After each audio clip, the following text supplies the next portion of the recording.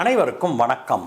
இந்தியாவுக்கு எதிராக செயல்பட்டதற்காக ஒரு நாட்டுக்கு எதிராக இந்தியா கடுமையான பல நடவடிக்கைகளை எடுத்திருக்கிற நண்பர்களே. இப்பொழுது ரீசெண்டாக ஒரே போடு போட்டது இந்தியா. அதில் ஆடி போன அந்த நாடு இந்தியாவை கண்டு அரண்டு போய் பேச ஆரம்பிச்சிருக்கிறது, சில விஷயங்களை செய்ய ஆரம்பிச்சிருக்குது.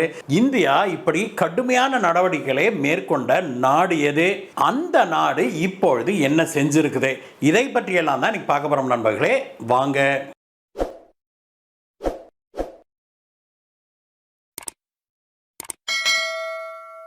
நண்பர்களே, கடந்த பல வருடங்களாகவே ஒரு நாடு இந்தியாவுக்கு எதிராக இன்டர்நேஷனல் ஃபோரம்ல ஐக்கிய நாடுகள் சபையாகட்டும் அல்லது ஓஐசி ஆகட்டும், ஓஐசினா உங்களுக்கு தெரியும்ல, ஆர்கனைசேஷன் ஆஃப் இஸ்லாமிக் கோஆபரேஷன் இருக்குது, அந்த நாடுகளுடைய அமைப்பிலையும் சரி பிற பொதுப்படையான அமைப்புகளையும் சரி இந்தியாவுக்கு எதிராக குறிப்பாக காஷ்மீர் விவகாரத்தை கிளறி பேசுவதையே ஒரு வழக்கமாக கொண்டிருந்தது. அந்த நாடு எது அப்படின்னு நீங்க கெஸ் பண்ணியிருந்தீங்கன்னா கீழே கமெண்ட்ஸ்ல சொல்லுங்க நண்பர்களே. உங்களுடைய கணிப்பு சரியா அப்படிங்கிறத நம்ம பார்ப்போம். இப்படி பாகிஸ்தானோடு கைகோர்த்து கொண்டு இந்தியாவுக்கு எதிராக தொடர்ந்து பேசிக்கொண்டிருந்த ஒரு நாடு எது அப்படின்னா அது துருக்கி. இஸ்லாமிய நாடுகளுடைய தலைவனாக தான் வரவேணும் அப்படிங்கிற எண்ணத்துல பாகிஸ்தானோடு கைகோர்த்து கொண்டு இந்தியாவுக்கு எதிராக தொடர்ந்து துருக்கி செயல்பட்டு கொண்டே இருந்தது. அந்த நாட்டில் எர்டோகன் இப்பொழுது அதிபராக இருக்கார் இல்லையா. சமீபத்தில் சில நாட்களுக்கு முன்பு வெளிவந்த அந்த லோக்கல் பாடி எலெக்ஷன்ஸ்ல அவருடைய கட்சி படுதோல்வி அடைஞ்சிருக்குது. இருந்தாலும் அவர் தான் இன்னும் பிரசிடென்ட். அந்த எர்டோகன் அங்க அதிபராக பதவியேற்றுக் கொள்வதற்கு முன்பு வரைக்கும், ஏன் அதற்கு பிறகும் கூட ஒரு 4-5 வருடங்கள் இந்தியாவோடு ஒரு நல்ல இணக்கமான உறவு தான் இருந்தது துருக்கிக்கு. ஆனால் எர்டோகன் எப்பொழுது துருக்கி இஸ்லாமிய நாடுகளுடைய தலைவனாகணும் அப்படின்னு முடிவு பண்ணாரோ அப்ப இருந்து அவர் காஷ்மீர் விவகாரத்தை கிளற ஆரம்பிச்சாரு. உடனே பாகிஸ்தானும் அதற்கு தூபம் போட ஆரம்பிச்சது. இந்தியாவுக்கும் துருக்கிக்குமான உறவு காலங்காலமாக நெருக்கமான உறவு. துருக்கி தன்னுடைய சுதந்திர போராட்டத்தின் போது கூட பலவாறு கஷ்டப்பட்ட போது அங்க இருக்கிற நாடுகள்லாம் கூட ஹெல்ப் பண்ணல. ஆனால் நான் சொல்றது இந்திய சுதந்திரத்துக்கு முன்பே கூட இந்தியா பெரிய அளவில் துருக்கிக்கு உதவி செய்திருக்குது. அதற்கு பிறகு பார்த்தோம் அப்படின்னா துருக்கியோடு நெருங்கிய உறவுகள். இன்னைக்கும் டூரிசம் செக்டார்ல இந்தியர்கள் பலரும் துருக்கிக்கு நாம சுற்றுலா செல்வதுண்டு. அதே போல துருக்கியிடம் இருந்து இந்தியா பல்வேறு இராணுவ தளவாடங்களை பெற்றுக்கொண்டும் இருந்தது. அந்த அளவுக்கு ஒரு நெருங்கிய உறவாக இருந்தது. ஆனால் துருக்கி தொடர்ந்து இந்தியாவுக்கு எதிராக செயல்பட ஆரம்பிச்சதுல இருந்து இந்தியா மெல்ல மெல்ல துருக்கியோடு நமக்கு இருக்கிற இந்த உறவுகளை குறைக்க ஆரம்பிச்சது, கட் பண்ண ஆரம்பிச்சது. 2019ஆம் ஆண்டு நம்முடைய பிரதமர் திரு நரேந்திர மோடி அவர்கள் துருக்கிக்கு சுற்றுப்பயணம் மேற்கொள்வதாக இருந்தது. எல்லாம் அனௌன்ஸ் பண்ணி ஃபைனல்லாம் பண்ணிட்டாங்க. ஃபைனல் ஸ்டேஜில் பிரதமர் அவர்கள் துருக்கி செல்ல மறுத்துட்டாரு. ஏன் அப்படின்னா துருக்கி இந்தியாவுக்கு எதிராக இப்படி செயல்படுது, காஷ்மீர் விவகாரத்தை ஐநா சபையில் பேசிக்கிட்டே இருக்குது அப்படிங்கிறதுனால. அதற்கு பிறகு தொடர்ந்து டவுன் ட்ரெண்ட் தான். துருக்கிக்கும் இந்தியாவுக்குமான உறவு தொடர்ந்து கீழ் நோக்கியே போயிட்டு இருந்ததை நாம் பார்க்கணும். அதில் லேட்டஸ்டாக கடந்த ஏப்ரல் மாதம் பார்த்தோம் அப்படின்னா இந்தியா துருக்கிக்கு வழங்கியிருந்த ஒரு மிக முக்கியமான ஒரு இராணுவ தளவாடங்கள் கான்ட்ராக்டை கேன்சல் பண்ணாங்க. அது என்ன அப்படின்னா இந்தியாவுடைய கடற்படை போர் கப்பல்களுக்கு துணை கப்பல்கள் இருக்குல்ல, சப்போர்ட் ஃப்ளீட், அந்த கப்பல்களை வாங்குவதற்கும் இந்தியாவிலேயே தயாரிப்பதற்குமான ஒரு கூட்டு ஒப்பந்தம் தான் அது. இந்தியாவுடைய ஹிந்துஸ்தான் ஷிப்யார்ட் லிமிடெட் துருக்கி நாட்டோடு ஒரு அக்ரிமெண்ட் போட்டிருந்தது.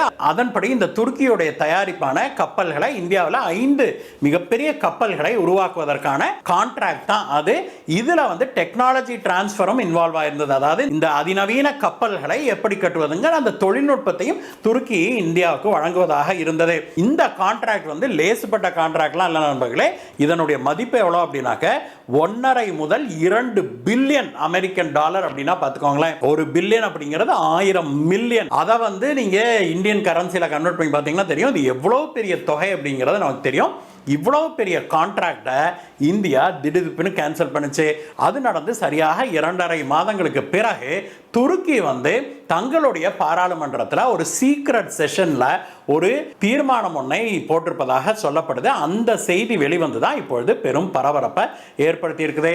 அது என்ன அப்படின்னா துருக்கியை சேர்ந்த எந்த ஒரு நிறுவனமும் இந்தியாவுக்கு இராணுவ தளவாடங்களையோ இராணுவ தளவாட டெக்னாலஜியோ விற்கக்கூடாது அப்படின்னு சொல்லி துருக்கி பாராளுமன்றத்தில் அவங்க ஒரு தீர்மானம் நிறைவேற்றப்பட்டதாகவும் அது வந்து ரொம்ப சீக்கிரட்டாக வச்சிருக்காங்க. ஜூன் மாதமே போடப்பட்ட அந்த தீர்மானத்தை ரொம்பவுமே சீக்கிரட்டாக வச்சிருக்கிறாங்க அப்படிங்கிற செய்தி இப்பொழுது வெளிவந்திருக்குது நண்பர்களே. இந்த விஷயம் வெளிவந்த பிறகுதான் இந்தியா அடிச்ச அடி லேசுப்பட்ட அடியெல்லாம் இல்லை, அப்படியே துருக்கி வந்து துடிச்சு போயிருக்குதே அப்படிங்கிறதை துருக்கியுடைய இந்த செயல் வந்து வெளியுலகுக்கு காட்டி இருக்குதே அப்படின்னு சொல்லி பல இராணுவ வல்லுநர்கள் சொல்றாங்க நண்பர்களே. மேலும் அவங்க என்ன சொல்றாங்க அப்படின்னாக்க, உலகத்திலேயே ஆக அதிக இராணுவ தளவாடங்களை இறக்குமதி செய்கிற அந்த டாப் 5 நாடுகள்ல இந்தியாவும் இருக்குது. அதுவும் கொஞ்ச நஞ்சம் இல்ல, ஒரு வருடத்துக்கு கிட்டத்தட்ட 100 பில்லியன் அமெரிக்கன் டாலர் அளவுக்கு இந்தியா வந்து இராணுவ தளவாடங்களை இறக்குமதி செய்து. அப்படிப்பட்ட ஒரு முக்கியமான ஒரு நாட்டோடு துருக்கி இப்படி அனாவசியமாக பகைத்து கொண்டு ஒரு மிகப்பெரிய அளவிலான தன்னுடைய பிஸ்னஸை இழந்துருச்சு துருக்கி அப்படின்னு சொல்லி சொல்றாங்க. அதே சமயத்தில் அந்த துருக்கியிலேருந்து அந்த செய்தியை லீக் பண்ணார்ல, அவர் ஒரு எம்பி தான். அவர் வந்து என்ன சொல்லியிருக்கிறாருன்னா, அதுக்கு பதிலாக பாகிஸ்தானோடு இணைந்து நாம் வந்து ப்ராஜெக்ட்ஸ்லாம் பண்ணலாம் அப்படின்னு சொல்லி அவங்க பேசியிருப்பதாக சொல்லப்படுது. பாகிஸ்தானோடு இணைந்து 5th ஜெனரேஷன் ஃபைட்டர் ஜெட்டுகளை தயாரிப்பதற்கு துருக்கி பேச்சுவார்த்தை நடத்தி வருது அப்படின்னும், அதை விரைவில் அந்த எக்ரிமெண்ட்டை அவங்க கையெழுத்து போடுவாங்க அப்படின்னும் அவர் சொன்னார். அதே சமயத்தில் அவரிடம் வந்து ஒரு வினா எழுப்பப்பட்டது, பாகிஸ்தான் இன்னைக்கு இருக்கிற பொருளாதார நிலைமையில் இதெல்லாம் வந்து சாத்தியமா, பாகிஸ்தானால இதை வந்து அஃபோர்ட் பண்ண முடியுமா அப்படின்னு சொல்லி அவங்க கேட்டபோதே அவர் வந்து ஒரே வார்த்தையில், பாகிஸ்தான் வந்து ஒரு இஸ்லாமிய நண்பன், அதனால துருக்கி வந்து பாகிஸ்தானோடு தொழில் செய்வதைத்தான் விரும்புது அப்படின்னு சொல்லி முடிச்சிட்டார் நண்பர்களே. ஆனால் மொத்தத்தில் ப்ராக்டிக்கலாக பார்த்தால் பாகிஸ்தானோடு இவ்வளோ பெரிய ப்ராஜெக்டை அவங்க எக்ஸிக்யூட் பண்ணுறதுக்கான வாய்ப்புகளே இல்லை, ஃபினான்ஷியல் வயபிலிட்டியே கிடையாது அப்படிங்கிறது தான் வல்லுநர்கள் நமக்கு சொல்ற விஷயமாக இருக்குது. ஆக மொத்தத்தில் ஒரு விஷயம் தெளிவாகுது நண்பர்களே, இந்திய துருக்கி உறவு மேலும் மேலும் அதல பாதாளத்துக்கு போய்கிட்டே இருக்கிறது நமக்கு தெரியுது.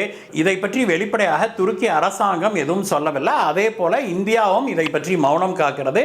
அப்படின்னாலுமே கூட இந்தியாவும் வந்து துருக்கிக்கு இனிமேல் எந்த ஆர்டரும் கொடுக்கறதில்ல அப்படிங்கிறதோட இல்லாமல் இந்தியா வந்து இன்னும் ஒரு படி மேலே போய் துருக்கிக்கு எதிராக, இந்தியாவுக்கு எதிராக செயல்படுற துருக்கிக்கு எதிராக இந்தியா பல விஷயங்களை களமிறங்கி இருக்கிறத பாதுகாப்பு வல்லுநர்களும் ராஜதந்திர வல்லுநர்களும் சுட்டி காட்டுறாங்க. அதில் முக்கியமாக அவங்க என்ன சொல்கிறாங்கன்னா, துருக்கிக்கு தன்னுடைய அண்டை நாடுகளோடு பல பிரச்சனைகள் இருக்குது. இந்த அசர்பைஜான் அர்மீனியா பிரச்சனை இருக்குதுல்ல, அதில் வந்து இந்தியா தலையிடாம தான் இருந்தது. அசர்பைஜானுக்கு ஆதரவாக துருக்கி நின்றது.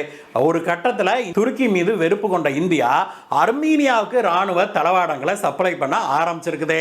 அதே போல தான் துருக்கிக்கும் கிரீஸ் நாட்டுக்கும் ஒரு தீராத பிரச்சனை ஒன்று ஓடிக்கிட்டு இருக்குது. கிரீஸிடம் இருக்கிற ஒரு மிகப்பெரிய தீவு தனக்கு சொந்தம் அப்படின்னு துருக்கி சொல்லிட்டு இருக்குது. அந்த கடல் பிராந்தியமே தனக்கு சொந்தம் சொல்லுது. இந்த விவகாரத்தையும் இந்தியா கிரீஸுக்கு ஆதரவாக வெளிப்படையாகவே குரல் கொடுப்பதையும் துருக்கியால ஜீர்ணிக்க முடியவில்லை அப்படின்னு சொல்றாங்க. இந்தியாவுக்கும் துருக்கிக்குமான உறவு கெட்டு போனதுக்கு காரணம் எர்டோகன் தான், துருக்கி தான் அப்படிங்கிறதுல அனைவருமே தெளிவாக இருக்கிறாங்க. அப்படி இருக்கும்போது இந்தியாவும் துணிச்சலாக துருக்கிக்கு எதிராக செயல்படுவதை பார்க்கும்போது இந்தியா ஒரு மிகப்பெரிய சூப்பர் பவராக விரைவில் வளரும் அப்படிங்கிறதுல எந்த ஐயப்பாடும் இல்லை அப்படின்னு ராஜதந்திர வல்லுநர்களும் பாதுகாப்பு வல்லுநர்களும் சொல்றாங்க. இந்த வீடியோவை பற்றிய உங்களுடைய கருத்துக்களை சொல்லுங்கள் நண்பர்களே. மீண்டும் உங்களை வேற வீடியோ சந்திக்கிறேன். Bye bye.